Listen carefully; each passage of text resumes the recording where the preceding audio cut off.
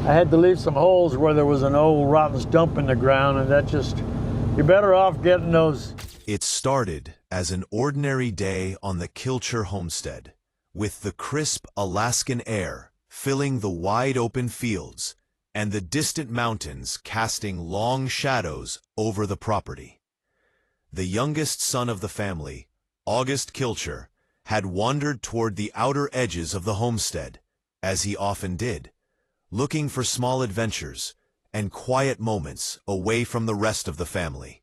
He had grown up in a place where hard work and self-sufficiency were not just values, but a way of life, where the long winters forced everyone to work together, and where the secrets of survival were often passed down quietly, without explanation or ceremony. That day, however, something unusual caught his eye near the old root cellar that his grandfather Otto had built decades ago. The heavy wooden door, worn and cracked from years of harsh winters and rain, was slightly open, and the padlock that had always kept it secure lay broken in the dirt. August froze for a moment, staring at the gap, trying to understand how it could have happened. He knew that Otto had always been very protective of this place. The root cellar had been his private domain, a part of the homestead that no one dared enter without permission. Stories about it had circulated for years, whispered between family members, but Otto had never shared the details. Curiosity stirred in August. He looked around, seeing the homestead empty. Most of the family had gone to Homer for supplies, and he was alone. The temptation to peek inside became too strong to resist. He took a deep breath and slowly pushed the door open. The hinges groaned in protest, the sound echoing in the quiet afternoon. A rush of cold air spilled out, carrying with it a strange, unfamiliar smell, a mixture of damp earth and something chemical that made him pause. He called out for his father, expecting perhaps a voice of warning or a laugh. But the homestead remained silent. He took a cautious step forward, his phone flashlight illuminating the narrow stairs that led into the darkness below. Each step creaked under his weight, and he felt a shiver run down his spine. The root cellar had been part of the family for decades, built in the 1960s when the Kilchers were still struggling to survive in the harsh Alaskan wilderness. Back then, root cellars were essential for storing food through long, brutal winters. They were practical, functional, and necessary. But as modern conveniences reached the homestead, most of the family had abandoned these old storage methods. Not Otto. He maintained the root cellar meticulously, upgrading the door, changing locks, and always insisting that no one enter without his permission. Now, standing in the cold, dimly lit room, August could see the shelves lining the stone walls. Most were empty, but in the far corner, dozens of containers had been stacked carefully. Plastic bins, metal boxes, and glass jars, all labeled in Otto's precise handwriting. His heart pounded as he stepped closer. Something about the secrecy of this place, the years of warnings, made the moment feel heavier, almost sacred, yet terrifying. He knelt down and opened the first container. What he saw inside made his blood run cold. Hundreds of photographs were stacked neatly, some printed on modern photo paper, others decades old, yellowed and curled at the edges. But these were not simple family photos. Some depicted people he did not recognize, captured from a distance as if being watched without their knowledge. Notes were scribbled on the backs, listing dates, times, and locations. The images were precise and detailed, almost methodical. August's hands shook as he flipped through the photos, feeling the weight of years of secrecy pressing down on him. He continued to explore the containers, each revealing more surprises. And then he found the journals. 3 leather-bound notebooks, their pages filled with Otto's careful script. Page after page contained observations, calculations, and records that seemed to track lives, patterns, and events far beyond the homestead itself. August's mind raced to comprehend what he was seeing. Who were these people? Why had Otto recorded all this? What did it mean? Overwhelmed, he reached for his phone and called his father, leaving a voicemail that would change the family forever. "Dad, you need to come home right now. I'm in Grandpa's root cellar. You're not going to believe what's down here." That simple message was enough to summon the rest of the family back to the homestead, but no one yet knew the full extent of the discovery. Within an hour, family members arrived at the homestead, drawn by the urgency in August's voice. The containers had been carefully brought to the surface, lined up on the grass as if laid out for inspection. Otto Kilcher arrived last, his face a mix of confusion, anger, and disbelief. Initially, he scolded August for entering without permission, reminding him of the boundaries that had always existed around the root cellar. But as he saw the photographs, the journals, and the meticulous notes, his anger turned to something else: bewilderment. The photographs revealed locations not just on the homestead, but in towns across Alaska. From Homer to Anchorage, Seward, and even Fairbanks. People were captured in ordinary activities: shopping, walking, sitting in cars. But what was striking was the detail. Dates and times were recorded, notes about routines, observations that suggested a long-term, careful watch. The journals contained Otto's thoughts, written in his meticulous style, but without explanation. Why had he kept these records?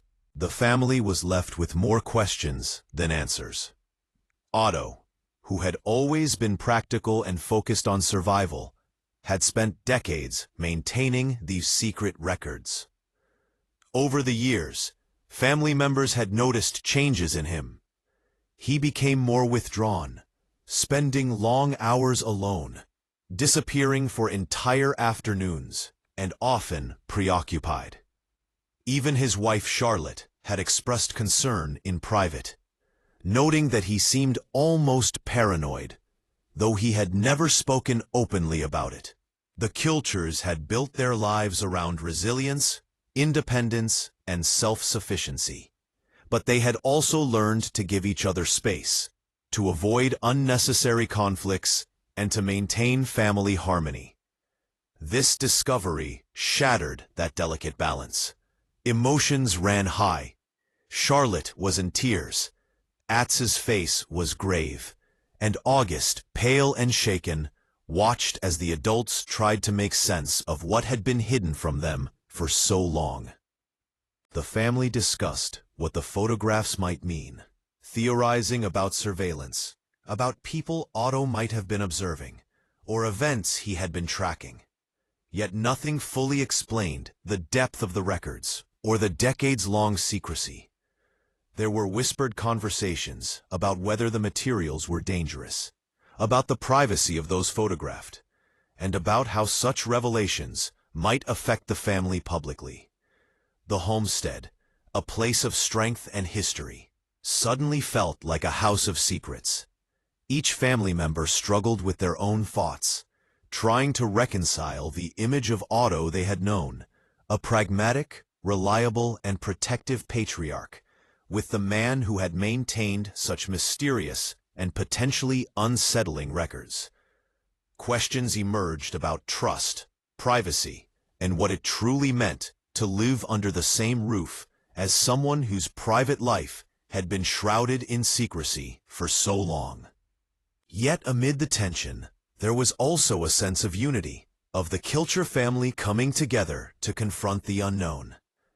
While fear and confusion dominated the initial reactions, the family realized that their next steps would require patience, understanding, and perhaps even professional advice to fully understand the scope of what had been uncovered.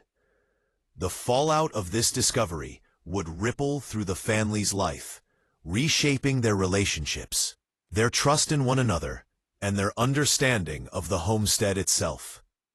As days passed, the root cellar and its contents became a central focus for the family.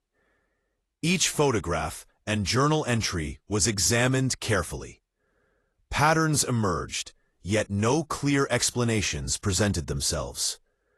Otto's notes, while meticulous, provided observations without reasoning. The mystery deepened with each new detail uncovered.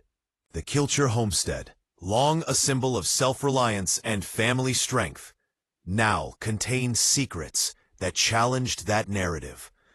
August reflected on the experience often, thinking about curiosity, boundaries, and the consequences of uncovering truths that were hidden for decades. He realized that while his exploration had caused shock and confusion, it had also opened the door to understanding, an opportunity to reconcile with family history in a way that was impossible before. The family gathered to discuss their next steps, debating whether to share parts of the discovery publicly, whether to seek advice, or whether to leave some of the mystery untouched. Trust, privacy, and the weight of legacy were central to these discussions. The story of the root cellar spread through their circle, and while some expressed concern, others were fascinated, drawn to the suspense and the enigma of Otto's secret life. For the Kilcher family, the discovery was a reminder that even the people we think we know best can hold depths of mystery and history that only come to light unexpectedly. Otto's records, the photographs, and the journals were not just artifacts. They were a testament to a life lived with careful observation, discipline, and perhaps secrets that were never fully explained. While the full meaning of what lay in the root cellar may never be completely understood, one thing became clear. Life at the Kilcher homestead had changed forever. Boundaries, privacy, trust, and curiosity now intertwined in ways that the family would navigate together, reshaping their understanding of one another and the land that had defined them for generations. The root cellar, once just a practical necessity for storing food during harsh winters, had become a symbol of hidden histories, of questions unanswered, and of the human desire to understand what lies beneath the surface of everyday life. It reminded everyone that even in places where life seems simple, resilience and survival can coexist with mystery, secrecy, and the unknown. The Kilchers would carry this experience forward, knowing that the discovery in the root cellar had altered their family narrative forever, leaving a story that would be remembered, pondered, and perhaps retold for generations to come. The discovery inside Otto Kilcher's locked root cellar did not happen all at once. It began quietly, almost by accident, on an ordinary day that no one would later describe as ordinary. The younger members of the family were cleaning and organizing around the homestead, doing what they had done countless times before. The cellar had always been locked, and Otto had always been firm about one thing: no one was to go inside. For years, no one questioned it. Otto was the kind of man whose word ended discussions. But that day, curiosity mixed with concern.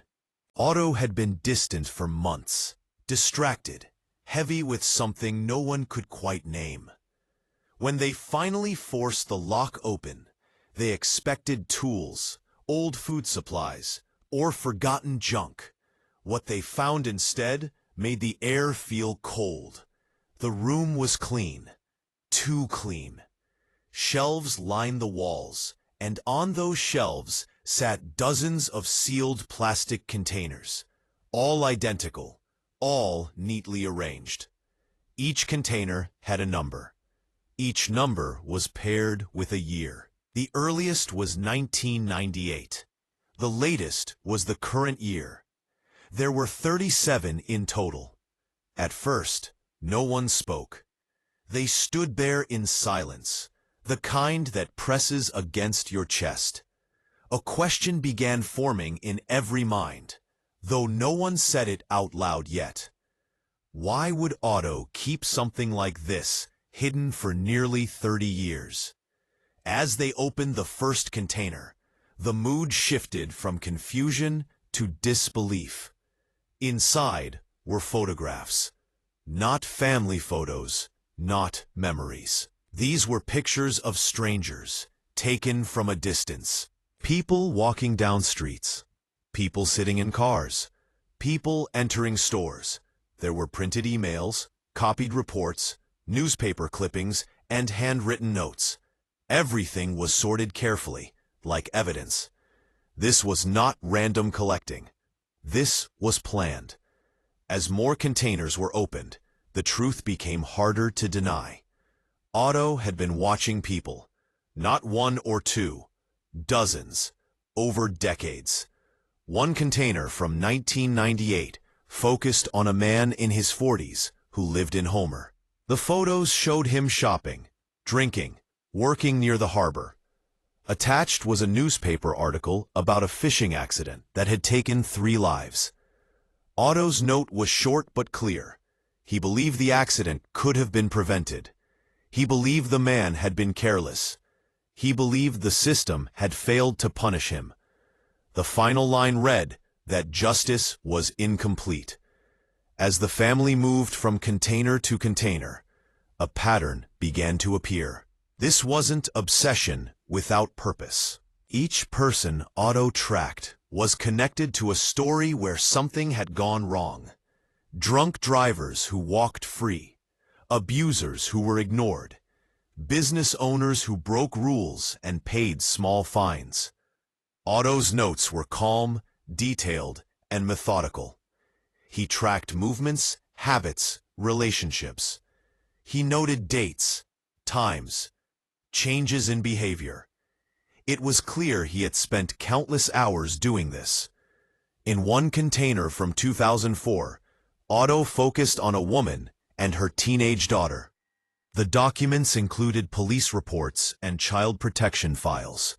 No one could understand how he got them. His notes suggested he believed the girl was in danger and that authorities had failed to act. The final note said the child was removed and the mother charged, but only after pressure was applied. As the family read on, a terrible realization began to settle in. Otto was not just watching.